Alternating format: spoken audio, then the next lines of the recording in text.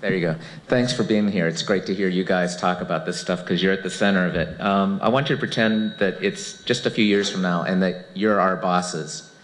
I think you're already starting to do that, which is a good thing. What would you say if you were telling us to teach more things in some areas and teach fewer things in other areas? I'm particularly curious, what do you already know that we're kind of beating to death in the schools? Where could you go a lot faster if we just gave you credit for what you already know?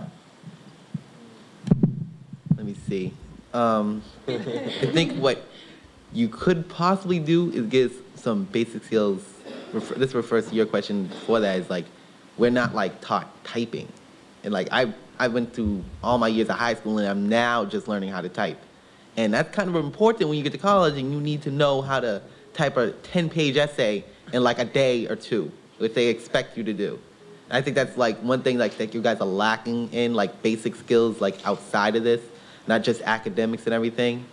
I think what you guys are beating to death, I am not entirely sure because I've like changed classes so many times, but I think what you guys are beating to death is some things like, I'm going to say refer to the MCAS, because I understand the MCAS is very important and everything. I know there's like very little chance we're going to change anything about it, but if you could, like maybe just refrain us or you change the MCAS or something to get us out of the head, the mentality MCAS, because sure enough, the MCAS is becoming our curriculum. So I don't know if that's what your goal was, but knowing exactly what the axis of symmetry for a graph doesn't seem very important to me.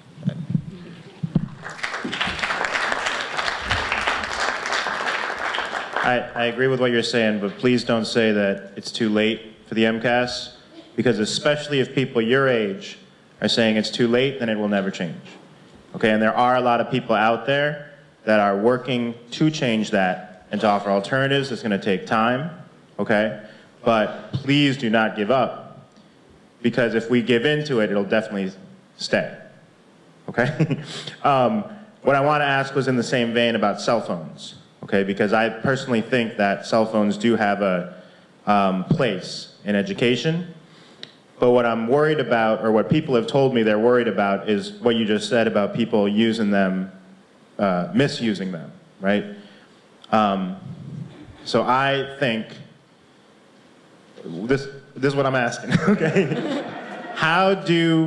Is it possible to convince the adults that cell phones can be used responsibly?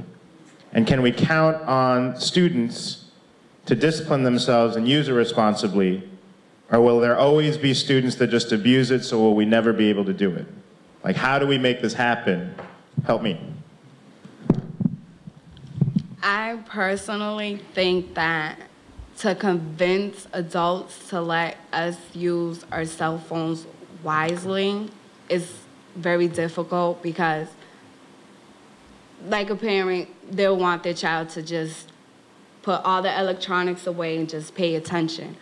It's difficult because to us, we're young, we like the new things, we like texting, talking to our friends in the middle of class, not paying attention.